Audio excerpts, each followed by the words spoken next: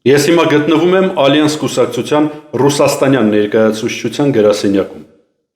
և հայաստանյան անասուն իշխանությունների ցանկություններին թարս ակտիվորեն գործում եմ։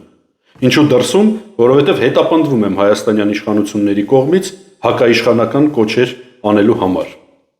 Բայց սա լավ հնարավորություն է գտնվել դրանց